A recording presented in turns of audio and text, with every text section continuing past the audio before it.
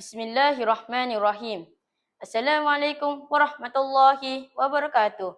Salam sejahtera, salam Malaysia Madani dan salam perpaduan. Yang berusia Tuan Pengerusi Majlis, barisan panel hakim yang arif lagi bijaksana. Arif adik kehormat, para guru, seterusnya hadirin yang saya hormati sekalian. Bersatu kita teguh, bercerai kita roboh. Peribahasa bukan sekadar ungkapan indah, malah menjadikan peringatan bahawa perpaduan merupakan asas kekuatan sesebuah negara. Persoalannya, apakah yang menjadi tunjang kepada perpaduan rakyat Malaysia yang terdiri daripada pelbagai kaum, agama dan budaya? Jawapannya ialah rukun negara. 5 prinsip yang terkandung dalam rukun negara bukan sekadar lafaz dan diucapkan setiap kali perhimpunan sekolah, tapi merupakan falsafah kebangsaan yang membentuk identiti rakyat Malaysia. Daripada 5 prinsip tersebut, saya memilih untuk menghuraikan prinsip keluhuran perlembagaan. Kerana di sinilah terbentuk asas kepada kestabilan, keharmonian dan kemakmuran negara. Hadirin yang saya hormati, Perlembagaan Persekutuan ialah undang-undang tertinggi negara di dalam tergandung hak dan tanggungjawab setiap warga negara. Kedudukan institusi raja, perlembagaan, kebebasan agama beragama, pembahagian kuasa kerajaan serta jaminan keadilan kepada semua rakyat.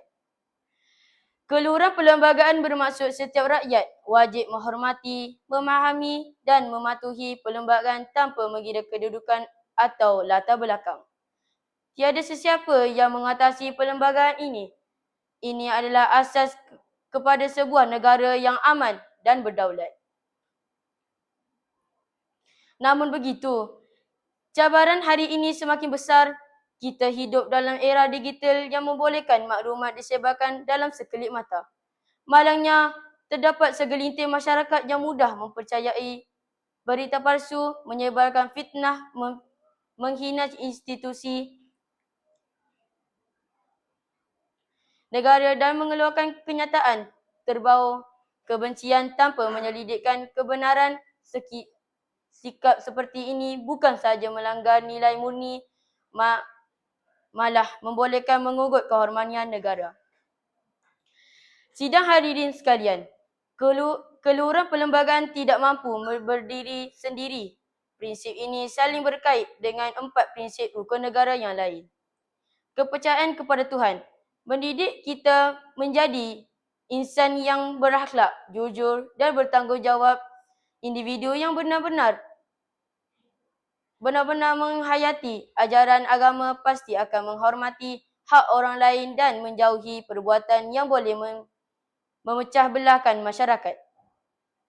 Kesetiaan kepada raja dan negara pula mengajar kita agar menghormati institusi raja, perlembagaan yang menjadikan lambang perpaduan negara. Kesetiaan bukan hanya diukur melalui kata-kata, tetapi melalui tindakan, memperolehi keamanan, memelihara keharmonian dan mengutamakan kepentingan negara. Prinsip kedaulatan undang-undang memastikan setiap individu dilayan secara adil tanpa mengira pangkat atau kedudukan. Apabila undang-undang dihormati, keadilan dapat ditegakkan dan keamanan dapat dipelihara. Akhir sekali, kesopanan dan kesusilaan menjadi benteng kepada hubungan sesama manusia dalam dunia media sosial hari ini. Adab semakin terhakis, kata-kata yang kasar, fitnah dan penghinaan semakin mudah ditularkan.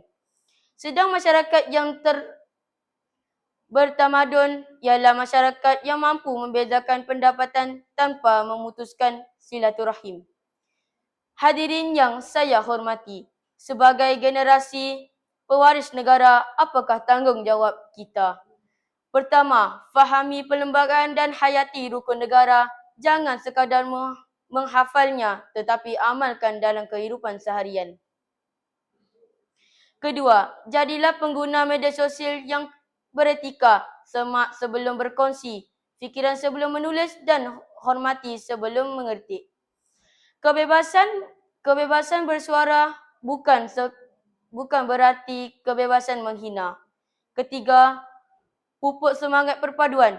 Hormati kepelbagaian budaya, agama dan bahasa kerana itulah keunikan Malaysia berbezaan untuk alasan untuk berpecah sebaliknya mempeluangkan peluang untuk saling memahami. Keempat, patuhi undang-undang dan amalkan integriti. Negara yang maju bukan hanya diukur melalui bangunan pencakar langit, tetapi melalui rakyat yang berdisiplin, berakhlak dan bertanggungjawab. Hadirin sekalian, Tunku Abdul Rahman pernah bertanya bahawa kekuatan sesebuah negara terletak pada perpaduan rakyat. Perpaduan pula tidak akan dapat dipelihara tanpa menghormati perlembagaan sebagai undang-undang tertinggi negara. Marilah kita menjadi rukun negara sebagai perpaduan hidup, bukan sekadar lafaz di bibir, jadi keluhuran perlembagaan sebagai benteng yang menyatukan rakyat, kedaulatan undang-undang sebagai jalinan keadilan, kesopanan dan kesusilaan sebagai budaya masyarakat, kesetiaan kepada raja dan negara sebagai lambang protesme, serta kepercayaan kepada Tuhan sebagai asas pembentukan insan berintegriti. Sebelum saya mengakhiri pidato ini, izinkan saya mengajak hadirin berenung sejenak. Jika kita tidak mewarisi sebuah Malaysia yang aman, janganlah hanya membaca perlembagaan, fahamilah maknanya, jangan banyakkan melafaz rukun negara, hayatilah semangatnya. Dan janganlah hanya mencintai negara dengan kata-kata, buktilah cinta itu melalui tindakan.